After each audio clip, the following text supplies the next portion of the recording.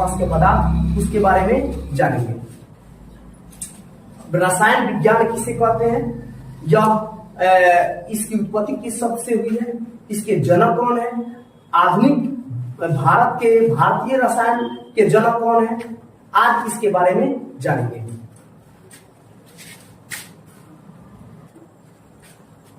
तो हम लोग ये चीज जाने की रसायन शास्त्र, सबसे पहले मैं आप लोगों से आग्रह करूंगा कि लिखने में बहुत सारी गलतियां होगी, तो ध्यान देने की, उतना ध्यान देने की जरूरत नहीं है, बस समझ टॉपिक समझिए कि टॉपिक क्या हो रहा है। हो सकता है थोड़ी बहुत लिखावट में गलत हो जाए। रसायन शास्त्र, रसायन शास्त्र विज्ञान की वह शाखा है, रसायन शास्त्र विज्ञान की वह शाखा है जिसके अंतर्गत पदार्थों के गुण यानी किसी पदार्थ में कौन सा गुण है।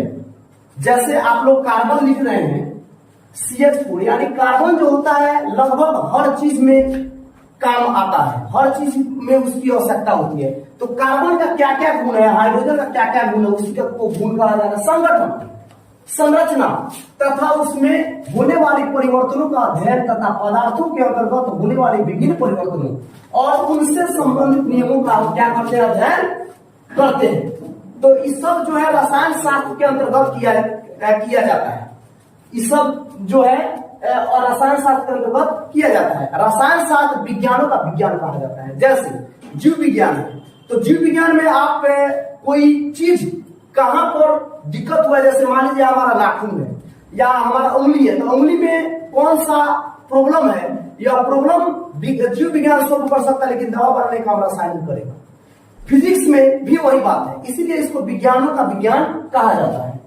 केमिस्ट्री शब्द की उत्पत्ति मिस्र की प्राचीन भाषा कीमिया से हुई है। कीमिया का मतलब होता है काली मिट्टी, जिसका अर्थ है धातु निर्माण की यूनानी तकनीकी, धातु निर्माण की यूनानी तकनीकी और क्या हो गया, कीमिया से हुई है।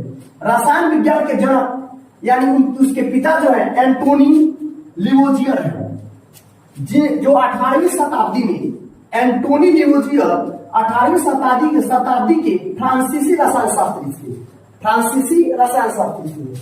भारतीय रसायन के जनक यानी भारत में जो रसायन के जनक थे वो पीसी राय है। तो भारतीय रसायन के जनक पीसी राय है। अब ये आप लोग रसायन शास्त्र किसे कहते हैं, रसायन शास्त्र को इंग्लिश में केमिस्ट्री कहते हैं। केमिस्ट्री की उत्पत्ति किस भाषा से हुई है, इसका अर्थ क्या है, इसके जनक क्या है। चूंकि हम लोग भारत के हैं तो भारतीय रसायन के बारे में भी जानना जरूरी है, इसलिए भारतीय रसायन के जनक का भी नाम दिया गया है। अब हम लोग केमिस्ट्री का 9th क्लास के केमिस्ट्री का फर्स्ट चैप्टर हमारे आसपास के पदार्थ के बारे में जानेंगे। हमारे आसपास के पदार्थ क्या है, पदार्थ क्या है और द्रव्य क्या है। तो सबसे पहले पदार्थ और द्रव्य में क्या अंतर है, जरा ध्यान देंगे। पदार्थ और द्रव्य ये दोनों एक ही चीज है। द्रव जो होता है वह बहने वाली वस्तु है और पदार्थ जो है संगठित होती है। तो आइए हम आगे जानते हैं पदार्थ, हमारे आसपास के पदार्थ के बारे में। आसपास के पदार्थ और पदार्थ किसे कहते हैं, तो पदार्थ किसे कहते हैं, तो पदार्थ के बारे में हम लोग ये चीज सबसे पहले जाने कि हमारे आसपास के पदार्थ, तो हमारे आसपास क्या क्या दिखाई देते हैं, हमारे आसपास क्या क्या दिखाई देते हैं। देखिए कलम दिखाई पड़ रहा है, एक छड़ी दिखाई पड़ रहा है, एक किताब दिखाई पड़ रहा है, पंखा दिखाई पड़ रहा है, दीवार दिखाई पड़ रहा है, बोर्ड दिखाई पड़ रहा है। ये सारे क्या है, पदार्थ है। यानी हमारे पास कितनी ज्ञान इंद्रियां हैं, तो 5 ज्ञान इंद्रियां हैं। 5 ज्ञान इंद्रियां कौन कौन है, जीभ क्या, जिससे हम स्वाद लेते हैं, यानी किसी प्रकार का खट्टा है, मीठा है, इसका अनुभव जो ज्ञान इंद्रिया कहते हैं, जिसका जो किसी चीज का हमें अनुभव कराता है उसे ज्ञान इंद्रिया कहते हैं, जो हमें ज्ञान प्रदान करता है किसी वस्तु के बारे में। जैसे कोई चीज खट्टा है, मीठा है, तो वस्तु हो गया, तो ज्ञान प्रदान किया। आंख की जितने भी वस्तु को हम देख पाते हैं, यानी आंख से हम सारी वस्तु को देखते हैं, तो हमें ज्ञान प्रदान कर किया। तीसरी त्वचा, हमारे शरीर पर अगर एक चींटी भी चल रही है तो हमें महसूस हो जा रहा है, यानी हमारी त्वचा क्या करती है, ज्ञान प्रदान करती है। चौथी नाक हमें क्या होता है, कोई चीज दूर से अगर महक रहा है या सुगंध उसका आ रहा है तो उसका क्या होता है, महक। हमारा नाक क्या करता है, यानी घ्राण केंद्र जो होता है महसूस कराता है, वह चीज ज्ञान प्रदान करता है कि वो चीज हमें किस प्रकार की महक आ रही है। उसी प्रकार हमारा आंख, नाक, कान। और कान जो है कोई बात अगर बोल रहे हैं तो उसको सुनने में क्या करता है, मदद करता है कि कोई क्या बात बोल रहा है। तब 5 ज्ञान इंद्रिया जो चीज हमें महसूस कराती है, जिससे ज्ञान प्रदान होता है, पांचों ज्ञान इंद्रिया जिस चीज को अगर बता देती है वह क्या कहलाता है, एक प्रकार से पदार्थ कहलाता है। और जैसे कलम है, तो कलम क्या है, पदार्थ है। पानी क्या है, पदार्थ है। टेबल क्या है, पदार्थ है। हमारे आसपास हम जितने भी वस्तु को देखते हैं वो सारे चीज पदार्थ है। इसका परिभाषा के रूप में हम कैसे व्यक्त करेंगे, तो कोई वस्तु जो कुछ स्थान घेरे, जैसे यह बोर्ड है, देखिए तो स्थान घेरा हुआ है, तो स्थान घेरा हुआ है तो क्या हो गया, एक पदार्थ हो गया।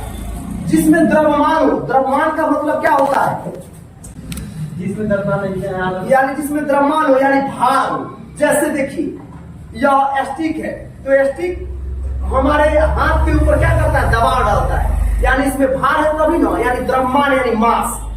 तीसरा चीज आयतन। आयतन क्या है, तो आयतन अगर हम कोई वस्तु यहाँ पर रख दिए हैं तो जितना स्थान घेरता है वह क्या होता है, आयतन होता है। और अवरोध उत्पन्न करे, तो अवरोध क्या है, जैसे हम कोई वस्तु को उठाते हैं तो यह हमारे हाथ की अपेक्षा क्या है, इसका भार कम है तो उठ गया।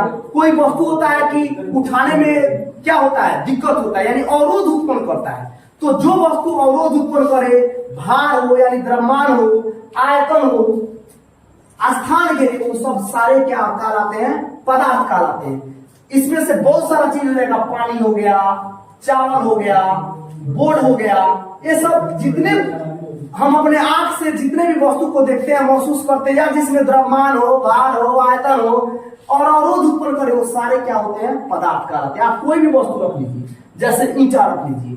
अब आप लोग कहिएगा घृणा, ये सब क्या पदार्थ है कि नहीं, तो घृणा पदार्थ नहीं हो सकता है, क्योंकि यह फील करता है।